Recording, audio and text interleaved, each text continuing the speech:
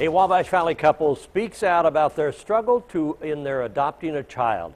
The parents from Greencastle, Indiana, visit their daughter every couple of months. But as News 10's Brittany Earle explains, they still can't bring her home.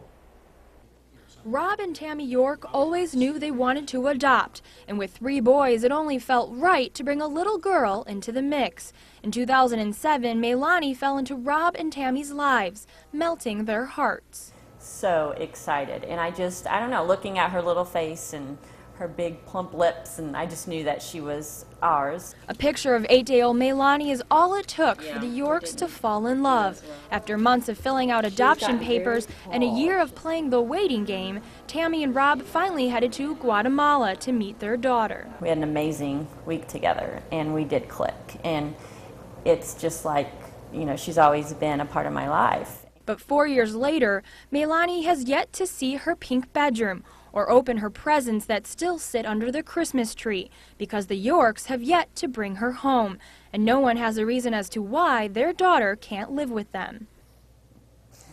That's the million-dollar question. There's no specific reason. If there were one specific thing, we could fix it and go on. Instead, Melanie is still in Guatemala, living with a foster family. Tammy says she never pictured herself stuck in such a nightmare. She says in November of 2007, Melanie was theirs. 1 month later, things started to head downhill. And by December, they started talking about closing adoptions. And it made me nervous, but yet we were promised to be grandfathered under the old laws. 4 years later, nothing but a broken promise. We've done all our paperwork. We've answered every question. Nothing out of the ordinary has gone on with our case, except the government has just delayed. But Rob and Tammy say they continue to believe one day their dream of adopting Melanie will come true, because at the end of the tunnel, it will be their greatest accomplishment.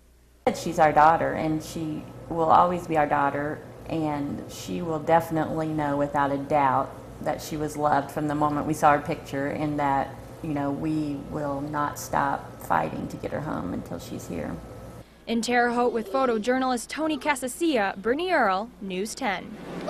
Now, the Yorks say they aren't the only parents stuck in this dilemma. More than 300 families are tied up in an adoption with the Guatemalan government.